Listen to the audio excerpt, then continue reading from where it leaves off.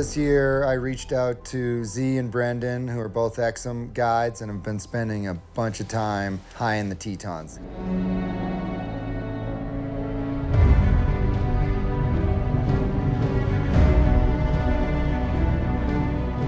Going up there. This is the fun part. Climbing! Crawling. Good job, man. Let up, enjoy this.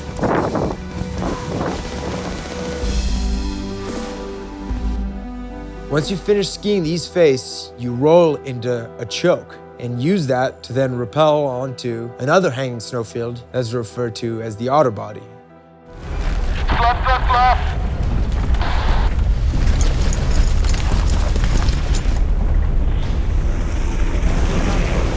Okay, I'll lock you, come off rappel. Whoa, spindrift. Whoa.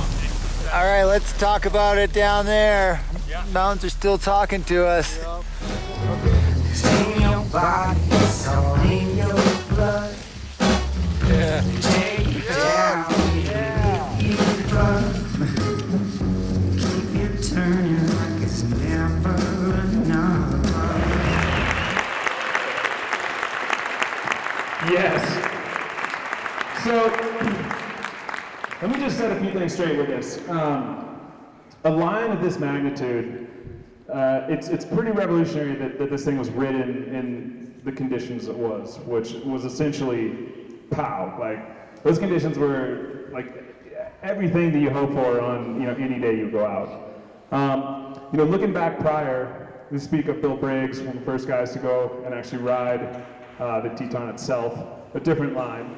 And then also Doug Coombs, who later was the one to first, him and his team, pioneer the Otter Body line itself. Now, both of those guys were riding in early June. And this line was early March, in midwinter, super cold conditions.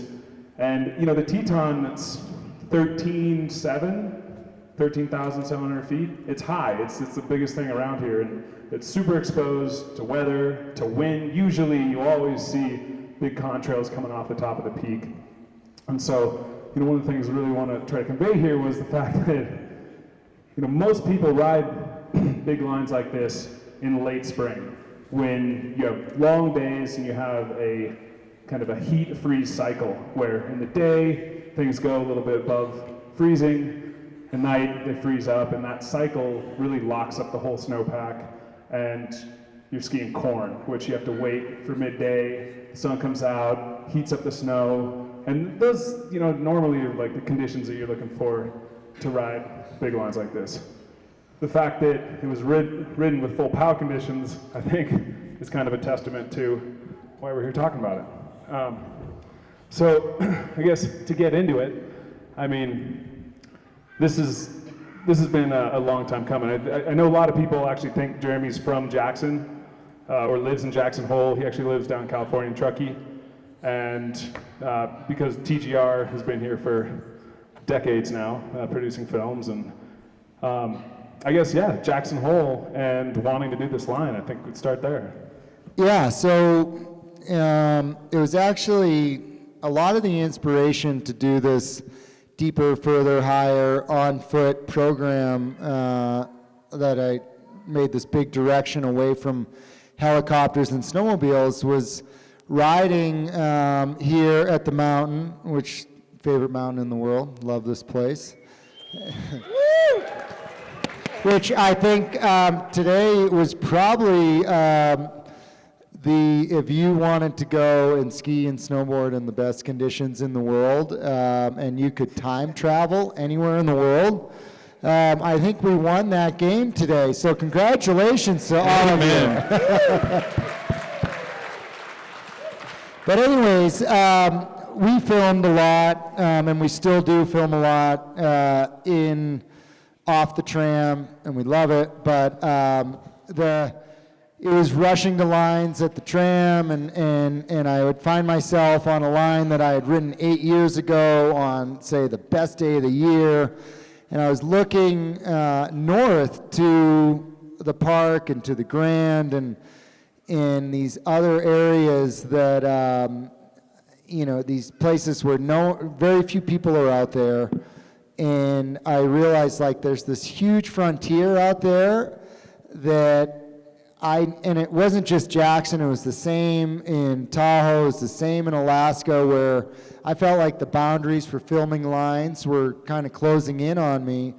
And I'd look around at the Tetons and go, wow, if I'm willing to walk, longer than an hour or 2 hours or 3 hours, but more in the 8-hour range, or sleep in a tent, that's the new frontier, and that's where I can get away from the crowds. And that was this big step forward, but with the irony is with Deeper, I'm like, Jackson needs to be in the film. This is like where my inspiration to do this foot-powered stuff came. We tried with Deeper, we got shut down. We tried really hard, the mountains kicked our ass. We regrouped with Further, that was when we first started considering the Grand. Got totally beat down, put a lot of effort, but came up short, and then came higher, where I'd kind of been like, love the Tetons, but I'm done trying to film a big line here. It's just too complex. And I was watching, and I actually wasn't planning on, I was going to take a year off and not film with Higher, and I was just watching, and I'm like, wow, the pack's really shaping up. That's when I talked to Z, and in this really quick period of time, it was this window opened, and we were like, and when we come to a serious line like that, I came out here with the idea, like, I'm going to come to Jackson and just feel it out and give it a look, and then that's where kind of Z comes into play. Amen. And for those who don't know, so basically last 6 years, essentially? 6 years of like... There's a trilogy. We're this guy's talking, minus 20 wake-ups, major energy output, and just going, well, that's not going to be in the film, but we just turned around and turned around and turned around and turned around, and we'd get halfway up something after starting in minus 20-degree temperatures in the dark and watch a beautiful sunset or sunrise, get halfway up the mountain and go, wow, that's a wind slab, and we don't like that, and we're going down. And we did that for about 6 years. Sweet. And so I guess to lead into the preparation stages and your guys' communications leading up to your mission to it, maybe if we could kick it back real quick to maybe what that meant, in 1970 when, Bill Briggs was the first to, do a descent off the Tetons. Yeah, sure. Jackson and the Teton Range has, I think, been at the forefront of big mountain skiing in this country for as long as it's existed. And obviously the guy who spurred that off, bar none, was Bill Briggs. And, that's been decades and decades. And if you go back and ski the original line that he did, you just can't help but be so blown away at how far ahead of his time he was, and just how willing he was to go on his instinct and believe in something that nobody else believed in, and ultimately nobody else did. He did it by himself, right? And I think that, certainly spurred on a whole new era in the 80s, and then with like Mark Newcomb, particularly in the 90s, of pioneering all kinds of super wild routes all over these mountains that lines of that caliber were not being skied anywhere in the United States, and arguably very few places anywhere in the world. But the name of the game was definitely the melt-free cycle, because the understanding of snow, I think, at that time was limiting. And, when I talk to older peers, people who've been in the valley a long time, they say, hell, nobody even skied Taylor until the spring, let alone go into the park. And so the name of the game was you just wait till the snowpack was frozen solid, and then you'd walk up, and if you timed it just right, then you'd be skiing down right as it softened. And that was a pretty legitimate way to go about skiing those mountains, and certainly you had to nail your turn every time because you're skiing firm snow and falls are totally unforgiving. But you did take the dry snow, avalanche, slab formula out of the equation, and that made that more manageable. So I think, you know, that was sort of the original style, and a very honorable style, but we were also looking to do something that was kind of a bit more fun, because ultimately skiing POW is kind of where it's at. Amen. Yeah. I mean, corn snow is pretty fun, but you got to be patient, man, and the weather's got to be good. You know, POW obviously is what we're after. So leading up to it, I mean, because you kind of had a smaller crew, you know, your first attempts at trying to go up, and then you reached out to Exum, you reached out to Z, and then I guess the lead up that season. I think kind of what we're getting at is just what a miraculous situation it was, and it turned out to be for you guys to go and hit it. Yeah, I mean, with the mountains, I look at that line where 99 of 100 times you look at it and go, why would you ever do that? That is just not right. That is way too dangerous. And then every once in a while you get comfortable with the snowpack and you go, wow, that's in play now. But the big thing for me that was kind of keeping me up at night is when you get into this scenario, you got this high pressure, we put some time into it, we filming, we shot aerial with a helicopter, we got cameramen starting at 3 in the morning to go to one peak, another person has to camp to go to another peak. You have all this stuff, and ultimately when you get to the top of that mountain, you have to dig your snow pit and pretend that none of that stuff is happening, because if you're just kind of 99% sure that it's going to be good, but not 100%, you got to say it's not happening. And I talked to Z multiple times before that day, and that was just on the front of my brain the whole time, is like, there's a really good chance we're going to get to the top and we're going to turn around. And we would have these discussions before, and I'd go, Z, man, you know, like, let's not get caught up in the situation and make sure we're present moment and making the right calls, regardless of all this energy and resources that have been put into it. Amen. Because it's one thing to be able, you know, to go up and to plan and to get a group together and go and do this, but then you add in the filmmaking factor, the fact that, I mean, you guys were flying a, you know, $1 million aerial system on a heli, come up and shoot this. You had, I don't know, how many ground angles? Like 2, 3 ground angles? We had 2 ground angles and a cameraman on slope with us, but for each ground angle had 2 people with it. So I think in total our crew was about 12 people, and 7 of those being involved with cameras, or even bigger. Yeah, there were Sherpas, cameramen. I mean, I think it was even close to 20 with everybody, all the logistical team and stuff like that. And but yeah, it was, you know, to touch on what these guys were saying, we were out, I think it was 2 days before we hit that thing, when we were out skiing that POW in the trees. We went up into the park, and I mean, it was absolutely nuking. Like, you couldn't Today. Yeah, it was like today. You couldn't even see. And I remember just thinking, like, as a filmer, all of the pre-pro that had gone into it, and Jeremy being my brother, and everything that's on the line, like, man, is this thing, like, there's so much exposure. Is this thing going to be safe enough to do? And it was pretty amazing how that snow came in, and the fact that it stabilized that quick. Like, I thought, no way. I thought we at least needed an extra day on it. And when we got up that morning and I went in the heli, it was like, okay, this thing's a go. And it's pretty exciting.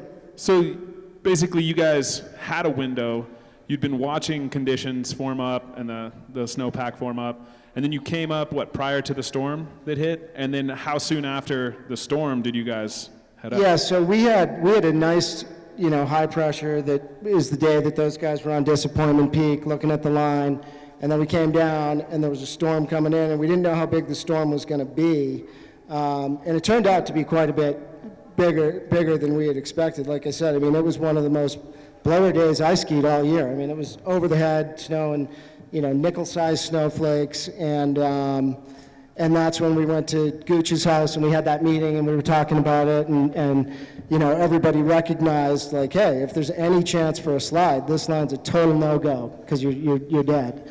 And And like Z said, you could probably touch on that more, but to have those conditions come together like that, and the next day, another storm blew in. So it was like this micro window. Amen. Yeah, and I would say, two things to add to that is just, one, Steve and my brother Todd's also here tonight. We've been making films for almost 19 years. When's 20 coming? Yeah, 20's coming up next year. Yeah, so, but it's been ingrained in our heads to no matter how prepped, how much energy, we've just really beat it in our head to no matter how much money's on the line, to really try and take that out of the equation. And unlike I've worked with some film crews where you go, hey, I'm not really feeling this, I think we should bail on it, and some film crews will answer with, well, this would be a really good shot if we could do it. Classic. And with TGR, what you get on the other side of that radio is, good call, dude. Your head's in the right space, absolutely right.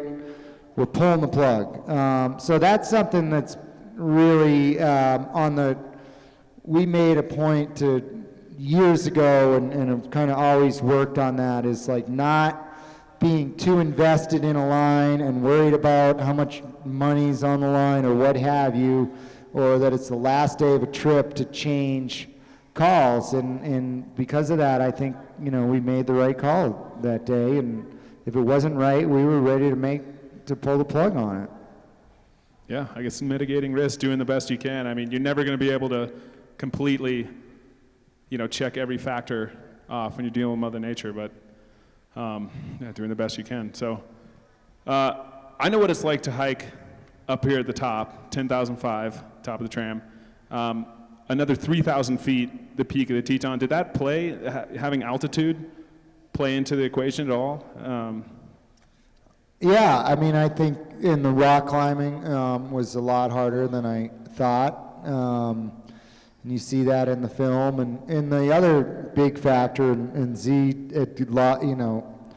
got some frostbite on the deal, was just north facing, really, really cold. And we were all, I remember multiple times, Z and I doing everything we could to kind of keep our toes going, and you ended up kind of suffering a little bit.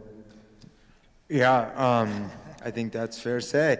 But I think it was -18 at the Raymer plot, if I remember right. Wow. And it was right side up temperature, so it was colder at 13,000 feet. So the cold probably played the biggest factor, not just for my toes, but I think just that route that we chose, going up the Owen Spalding, is a lot slower because it is so technical, and you're pitching out all the pitches, and you're wearing crampons, so you've got that steel conduction. So the cold was really a very significant factor, for sure, until we summited, and then it was just full bluebird, and it was warm, and we were in the sun, and I think the temperature part of the equation eased.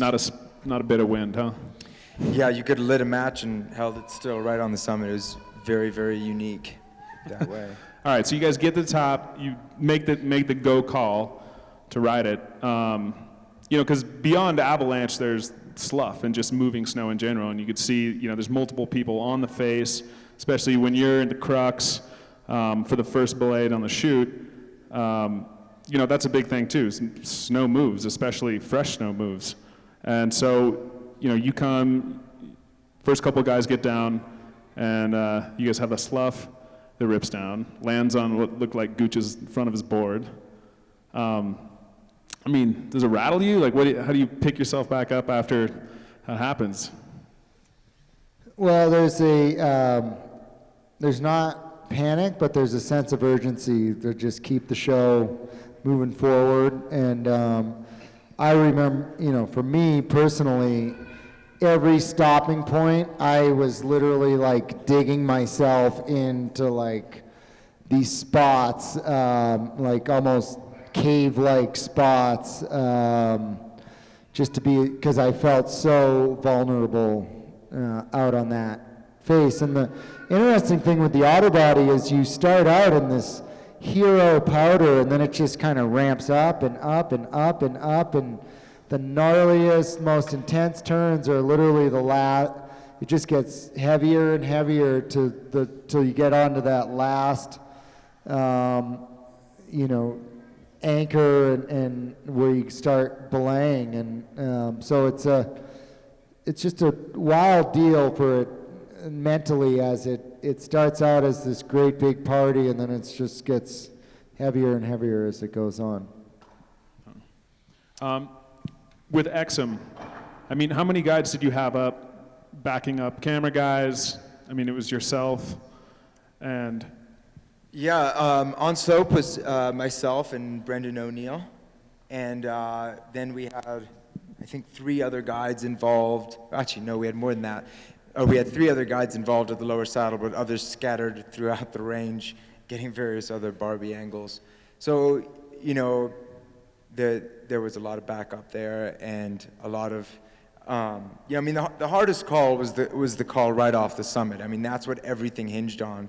And, skinning back up the east face because you made the wrong call is a pretty rough deal. So you want to kind of avoid that at all costs. So, I think we probably were in the snow assessing for over an hour on the summit. It was a long process. And, kind of to the credit of these guys, we did all the tests. We repeated the tests. We did them on belay, so on and so forth. And then when we just couldn't produce any kind of result, we were still like, let's ski cut this thing on belay. And so then we broke out like a full 200-foot rope and slashed the heck out of the upper part of the Ford Couloir, which, I think a lot of film crews might have had a little heartache over. But, Jeremy kind of led the charge with that. He's like, dude, you just do what you need to do to be really sure this is the right call. So we went on belay and just ski cut back and forth, and we couldn't get anything to move. And I think having more than one guide in play there was kind of like very a helpful part of the equation. I'd look at Brendan and be like, you concluding what I'm concluding? I think it's good to go. Yeah, I guess riding over exposure. I've only ridden a couple lines in my life over exposure that there's no coming back from, and I don't know. I don't like it. I don't either. Let's get one thing straight. I don't look to ride over big fall-you-die cliffs, but the Grand, we can all agree, we look at it on every sunny day. It's just such a powerful, iconic deal, and that, mind you, the previous 5 years before that, I was just getting beat down and beat down and beat down. When I came back for this one, I'm like, I need the best of the best.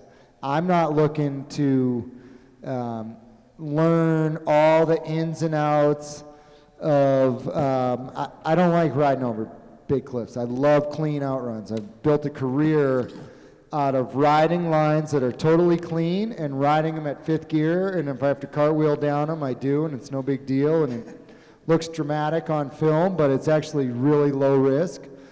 And so for this deal, we have a complex snowpack. We got a bunch of anchors involved, and I'm like, who is the best of the best? And we all know Exum, and then Exum, leads to Z and Brendan. Doug Coombs was a big influence for this line especially. You talked to, about him giving you the invite about a month before he passed. I mean, you talked to a little bit of what, I guess, Doug Coombs represented. Yeah, I mean, Doug, and I think for Steve, Todd, and I, and especially early on when we first went to Alaska, Doug was kind of further along and the guy in Alaska.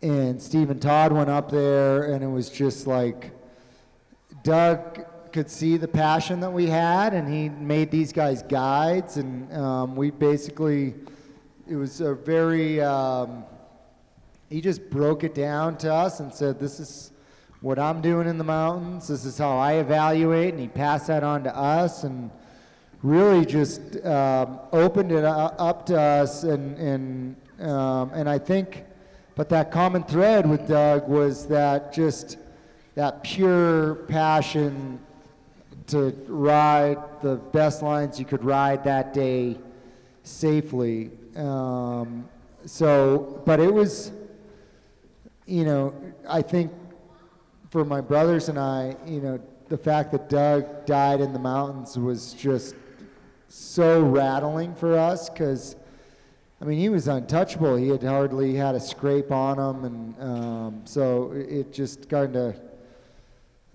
shows the complexity of the mountains and how serious it is. But I think it's safe to say that TGR would not be what it is today without Doug, and I would not be the snowboarder that I am today without Doug. Yeah, 100%, and just, having that, that emotional component to that 6 years trying to get a segment in the Tetons, and then, the whole Doug thing of him having asked Jeremy to go ride the Grand and then passing away in an accident a month later, it just really added a whole other emotional component to that line that was like, I don't know, it was really overwhelming, when to go back to the slough thing, from the camera angles, a lot of us, we couldn't tell how dug in they were, and then a lot of that was going over, and I remember sitting there going like, holy cow, are these guys going over? Like, it was just boiling over them, and yeah, I bet from the angle it looks like it's coming right on them. And running full track and going all over that, 1,000-foot exposure at the bottom, like it was.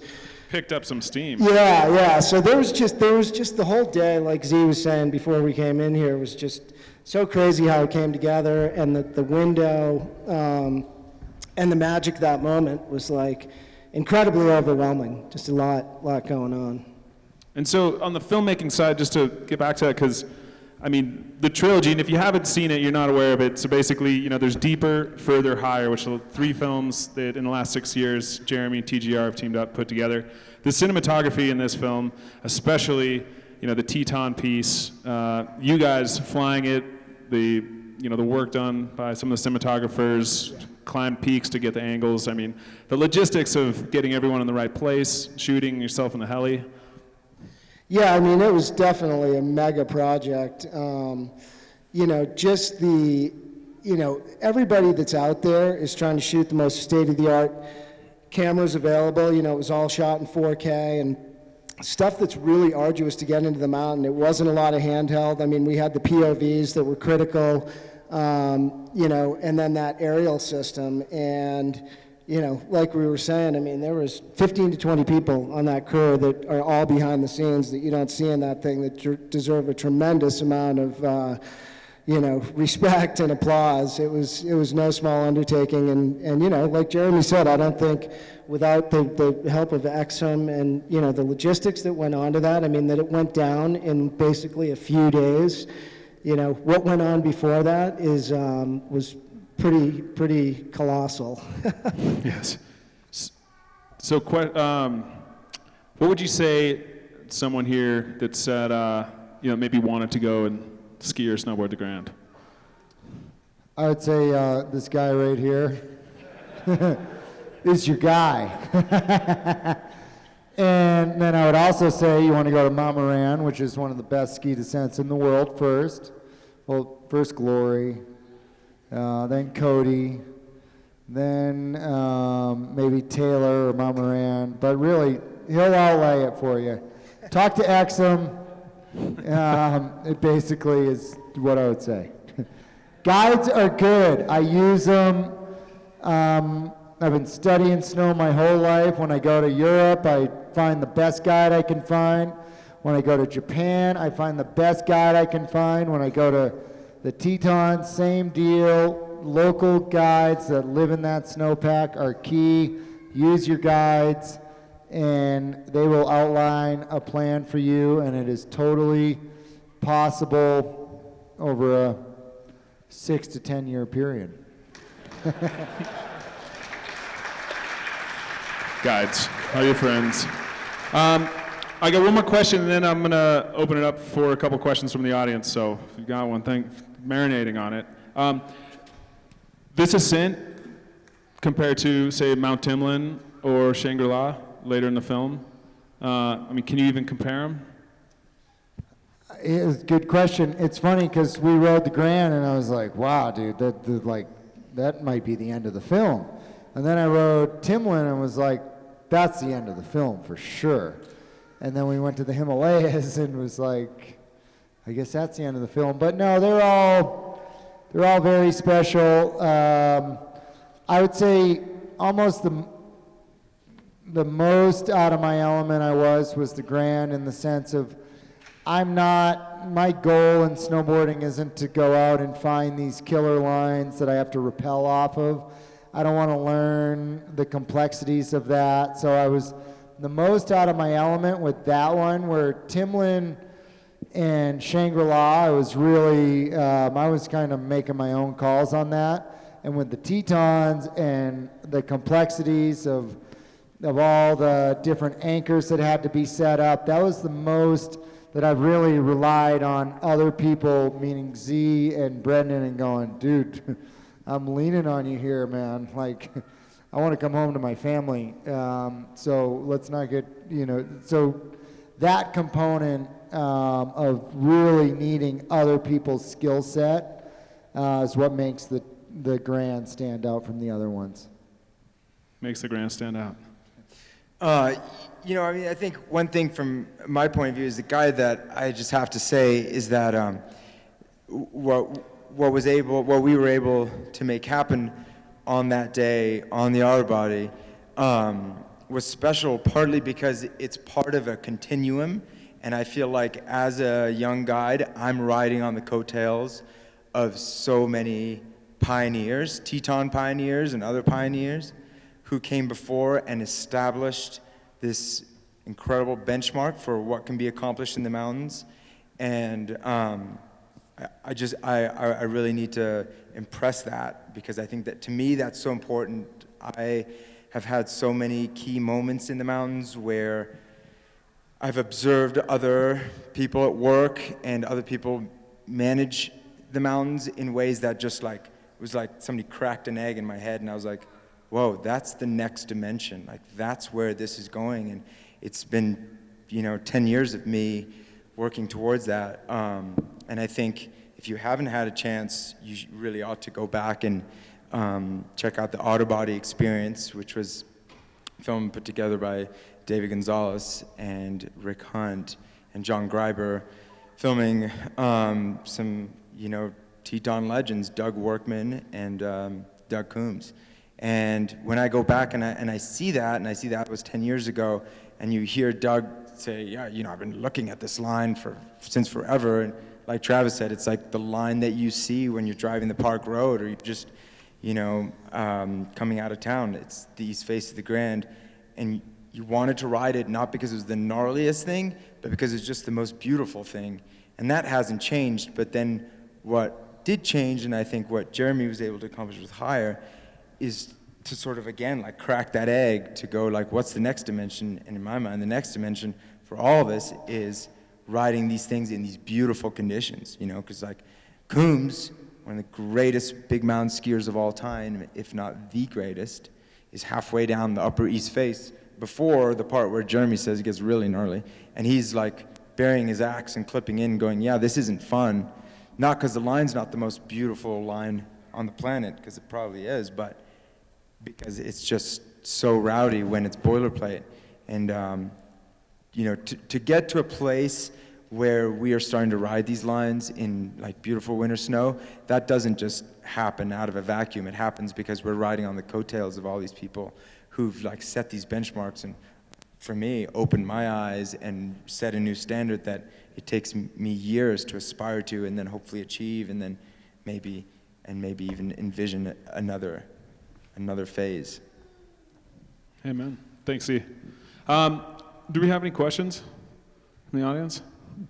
And maybe, I think we have some mics that we can pass in. Or just pass back. Check. You have one? Let me just pass this back. Cool. So in terms of where snowboard movies and filming, the highest level of riding is going, a lot of the lines in the deeper, further, higher trilogy were accessed on foot or through snowmobile. Do you think that that's a trend that's going to keep going? And Travis, I know new Brain Farm film's coming out. I'm sure everyone's super stoked for that.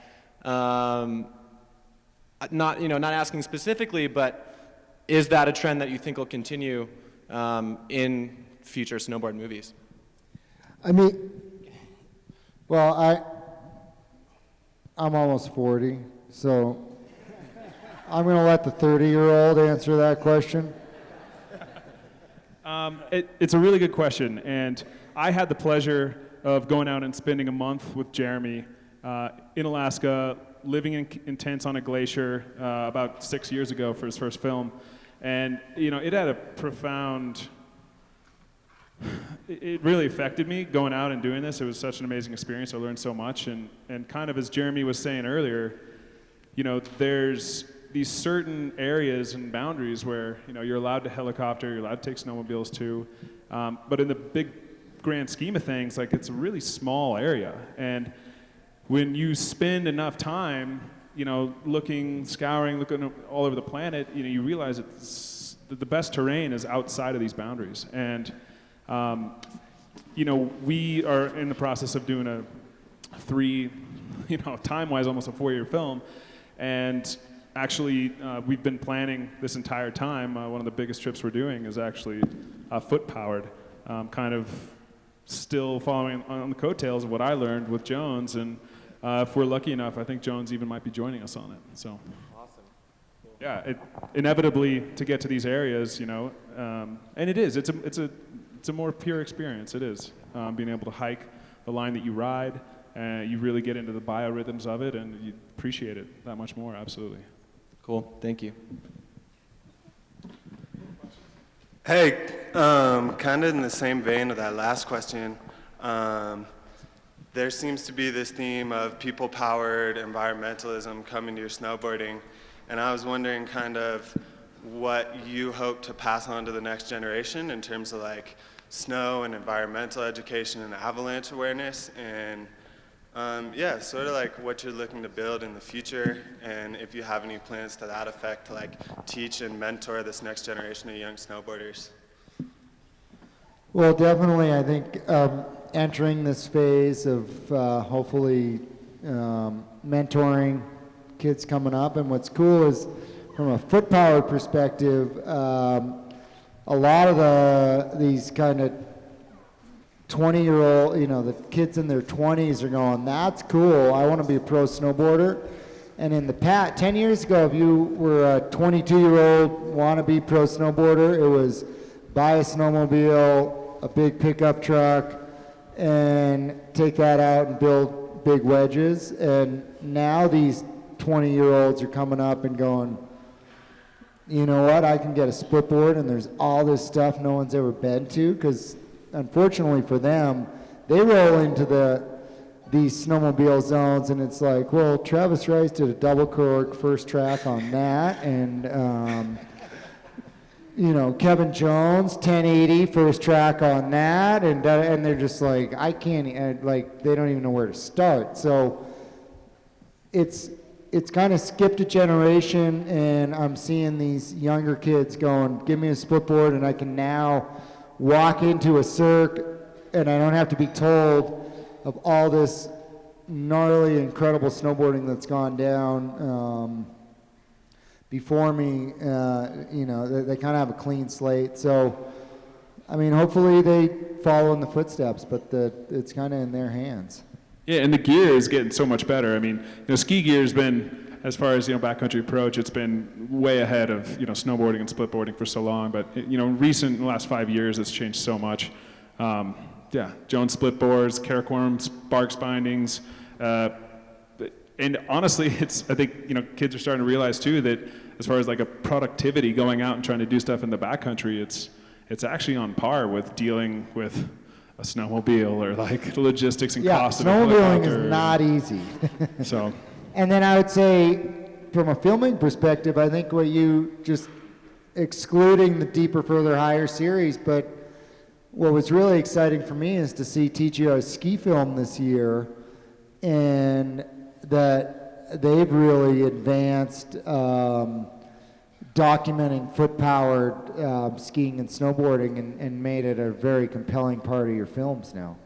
Yeah, and I think, you know, at the end of the day, these films and these riders have such a broad profile that absolutely there's an opportunity to use that voice and help educate people and inspire people. And, you know, we know that we're not perfect, and we make an impact, and, you know, we use ski planes and helicopters, but the more we can continue to inspire people and get that messaging out, the better for everybody. Amen. All right, I got you. Oh, you're good. What's up? I'm just curious at this point if you consider yourself more of a mountaineer snowboarder or a pure snowboarder, and if you get as much satisfaction out of the mountaineering as you do the pure shred. So I definitely find myself often in the mountains, hiking up something, getting to the top and going, today is awesome, this is 5-star, and I haven't even put my snowboard on. But as far as if I'm a mountaineer or a snowboarder, I guess I wouldn't be doing it. I don't really hike that many mountains in the summer without my snowboard. So at the end of the day, it still is about the down, as much as I have learned to really love the up, and especially these, when I get up on the really steep lines and up on these ridges and in the spines and I'm hiking. At that point, there's no longer am I going, wow, I'm tired and I wish that I could get to the top. Like, I would wish that could go on forever. So I love it all, but I probably wouldn't be doing that if it wasn't for the down. One more Anyone else? question? All right, we got one more here. I'm just going to pass this up to you.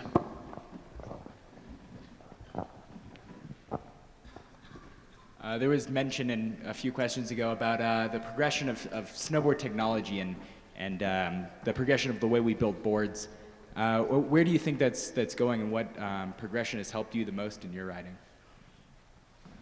Well, I mean, definitely, I really, the idea to start Jones Snowboards was first and foremost, I wasn't getting the split board that I needed, and the first split board we made was called the Solution, because that really cracked open 95% of the world's mountains to me, because when you look at it, really the ski area, snowmobile, or helicopter only opens you up to 90, or say 5 to 10% of the world's mountains.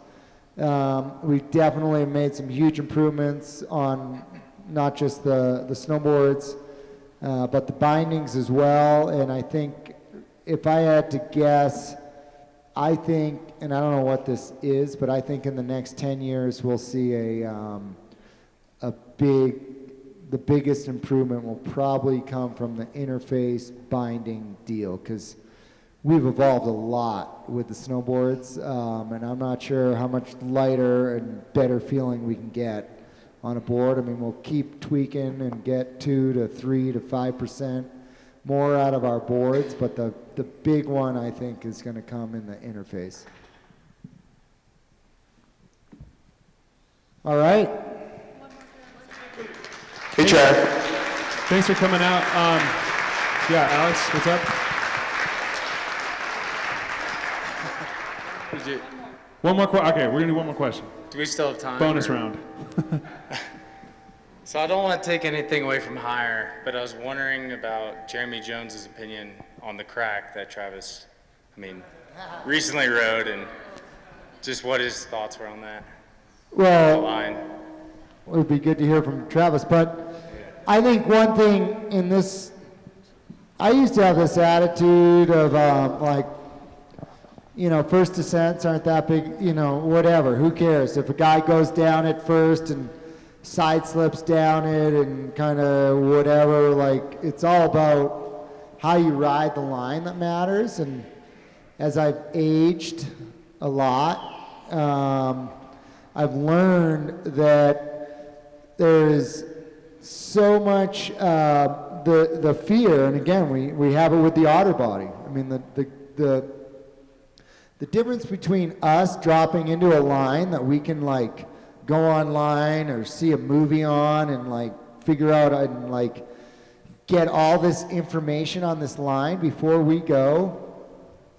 The difference between us being second, third, we were probably the 8th party or 10th party, I don't know what we were down it, but whether you're the 2nd or 10th or 20th party down it, it is such a significant difference than the first party. You have no idea, you know, you could go, and it happens on all these lines where it's like this unknown, scary deal that like hypothetically you could drop into and something could happen, and that's the last line of your life, and then all of a sudden it's like, whoa, dude, that line is gnarly. It's not possible. Someone dropped into that and they never came home. And so the first really does matter on the complex lines, and the crack is a very complex line. I mean, I look at that and go, like, that could have easily been a white ice, blue ice waterfall in the middle. It could have been totally this full cheese grater rock fest in the middle. So, you know, I think that Cody did an amazing job skiing it, but I do think there's a huge difference of if I knew that someone had ridden that line and made it out the other end without much drama, I would ride that line significantly different. But yeah, well, inevitably that's one of the beautiful things about being in the mountains, is that you have these features, these geographical oddities that we seek out, you know, things that just make sense, and each person, you know, puts his or her creative spin on how they're gonna get from the top to the bottom, and that's what's beautiful about, you know, multiple people being able to ride lines. And for those who don't know, there's this line in Alaska that he's referring to called the Crack. It's a super tight, really steep, about 1,000 foot, maybe 500 foot rock walls, 20 feet in the middle, the whole way down. So this is aesthetically one of the most beautiful lines we've ever seen. And Cody Townsend, who's an incredibly gifted free skier, we both rode it in the same year. I actually rode him a few weeks before him, and it came out, and there was some drama about the fact that we both rode it. And I ended up calling up Cody and interviewing him over it, because on that same aspect, like the way he rode it, you know, like a true badass, and rode it faster than I did. And that's why I don't think Cody talks about it and says, I didn't know anyone had ridden it. And I'm like, you don't ride that line like that unless you're a complete over-caffeinated, going for gold 20-year-old. I'm sorry, I know Cody's smarter than that, and there's no way you would ride that line without knowing that there was not blue ice or rocks in the middle. And I would just say my last comment on the Crack is, when we get in the mountains, and Travis has seen a lot of pristine mountains, and we've all been fortunate to see that, the coolest part is when you come up on a mountain and go, oh my God, I could never have dreamed up a line like that. And the Crack epitomizes that of like, Dr. Seuss didn't have the imagination to draw that line in one of his books. It's a beautiful feature. Indeed, and so we go. So we go. And so we go. Next year. Hey, thanks so much again. The one thing I will say is, now that you've seen this, to help put it in context, I would highly recommend, it's a 15-minute clip. It's really cool.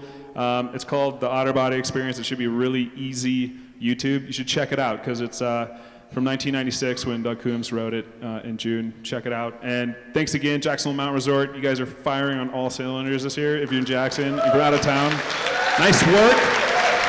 I mean, usually we get it between, you know, Christmas and New Year's every year, but this year's is special. TGR, thank you for capturing this. You did a beautiful job. Yeah, you got it. Thank you, Travis. Really appreciate it. A-Symbol and JHMR and all the support and all you guys coming out. Really appreciate it, and see you on the mountain. Amen.